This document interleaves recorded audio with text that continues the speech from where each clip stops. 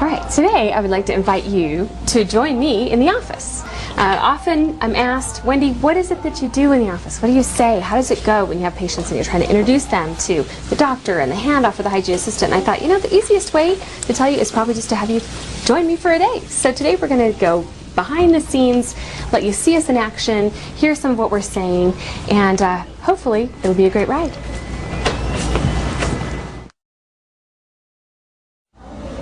Great. So that's all we need as far as the pictures go. So yeah, just so you know, when the doctor comes in, he's going to talk about any treatment that you need in mandatory, elective, or cosmetic categories. Mandatory is anything that's broken, infected, or has a cavity. Elective is anything that, by taking care of it now, we can probably save you, you know, a future problem. And then cosmetic is, of course, anything that could cosmetically enhance your teeth. Now, you mentioned you had braces, and they've kind of shifted back.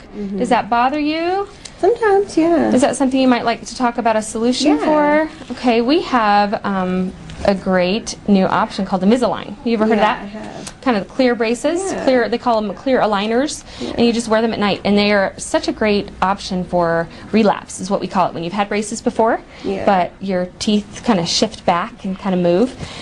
So the reason Invisalign is such a great option for relapse cases is because it's usually fairly quick, sometimes even 8 to 12 months. And they're right back where they were when you got braces off. So we can just check if you'd like. We can talk to the doctor and see if you're a good candidate for that. Yeah, that'd be okay, great. So we will definitely do all of that, and we'll talk about all those options when the doctor comes in. Perfect. All right.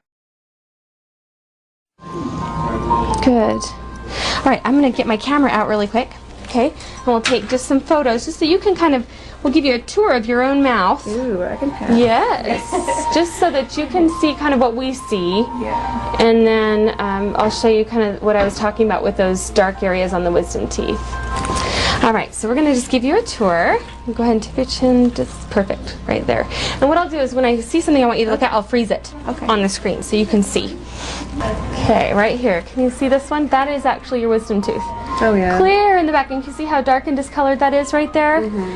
Chances are that's, you know, where the bacteria is taken over, and we've already got a cavity there. So that's where we get into kind of the suspicious areas there that we're talking about. Let's see this little area of dark discolored area.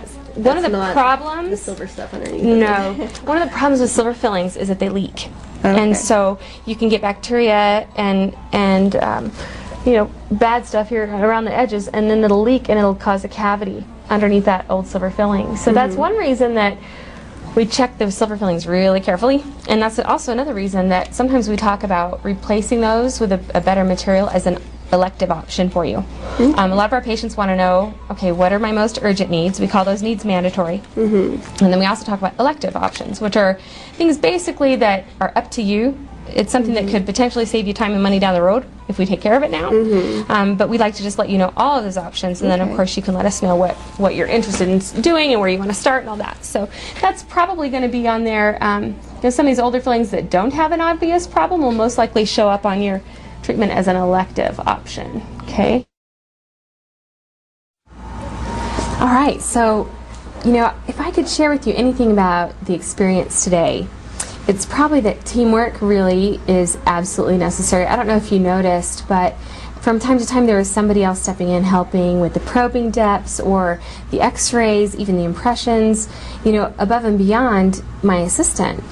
But with that level of teamwork, with 2 hygienists and 1 assistant, we were able to produce more than $3,000 today in hygiene in 1 single solitary day. So the beautiful thing is when you work hard enough on the systems and you develop the systems, ultimately down the road you can just plug the right people in. And so I know it seems challenging revising what you're doing if you're switching to a different model of hygiene. Hang in there, because I think it's definitely worth it, and hopefully you're able to get again a behind the scenes look at the day in the life of an assisted hygienist, you know, who's actually helping a lot more patients get the treatment they deserve and that they want than just the typical 8 patients a day. So hopefully it was helpful, and again, just keep working hard and good things will happen.